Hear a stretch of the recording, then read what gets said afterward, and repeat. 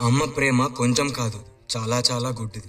ఎందుకంటే తను ప్రెగ్నెంట్ అని తెలిసినప్పటి నుంచి తన ప్రాణం కన్నా కడుపులో ఉన్న బేబీ ప్రాణానికి ఎక్కువ విలువిచ్చేస్తారు కాబట్టి. ఇంకా కడుపులో నవమాసాలు మోస్తున్నప్పుడు అబ్బాయో అమ్మాయో కూడా తెలియకుండానే పిచ్చిదానిలా తన ప్రేమ మొత్తం పనిచేసేంత గుడ్డి ప్రేమ కదా అమ్మది. అలాగే ఇంకా బేబీ పుట్టేశాక పెరిగి పెద్దయ్యే వరకు తన నిద్రని త్యాగం చేస్తుంది.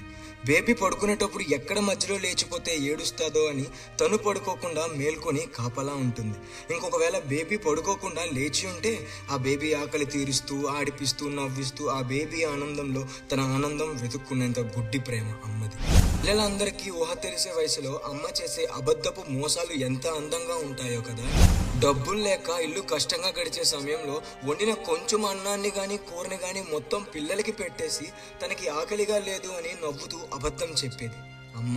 ఒకవేళ మనకి ఇష్టమైన కూరల్ని ఎప్పుడైనా మనం రోజులా కాకుండా ఎక్కువగా తినేస్తున్నప్పుడు ఆ కూర తనకు కూడా ఇష్టమైనా సరే ఇష్టాన్ని చంపుకుంటూ నాకు ఇష్టం లేదు అని నవ్వుతూ మోసం చేసే చీటర్ మన అమ్మ.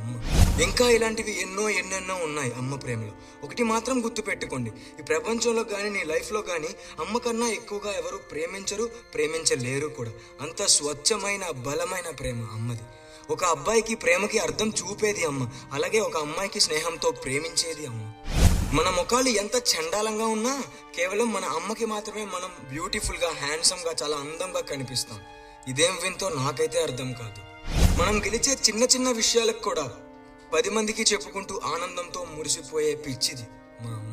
ప్రతి ఒక్కరికి నాన్నగారంటే కొంచెం కాకపోతే కొంచెమైనా భయం ఉంటుంది కదా, కానీ అమ్మ అంటే మాత్రం ఎక్కువగా ఎవరికి భయం ఉండదు. ఎందుకంటే అమ్మ అంటే ఒక స్వేచ్ఛ, అమ్మ అంటే ఒక ఆనందం, అమ్మ అంటే ఒక బాధ్యత. ఎంతో గొప్ప గుణాలు ఉన్న అమ్మని లైఫ్లో ఎప్పుడు బాధ పెట్టకండి ప్లీజ్.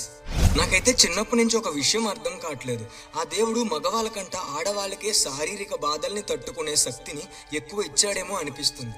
ఎందుకంటే భరించలేనంత నొప్పిని ప్రతి నెలకి 2 సార్లు ఇస్తాడు ఆడవాళ్ళకి. ఇదంతా ఒక ఎత్తు అయితే పురిటి నొప్పులతో సైతం భరించే ధైర్యాన్ని శక్తిని కేవలం మన అమ్మకి అంటే ఒక ఆడవాళ్ళకే సాధ్యం. కన్న తల్లిని బాధ పెట్టిన వాడు జీవితంలో ఎప్పుడూ ఎదగలేడు. నువ్వెంత ఇబ్బంది పెట్టినా నీ మంచే కోరుకునేదే మన అమ్మ. నీ ఎదుగుదల ఎక్కడ స్టార్ట్ అవుతుందో తెలుసా అసలు?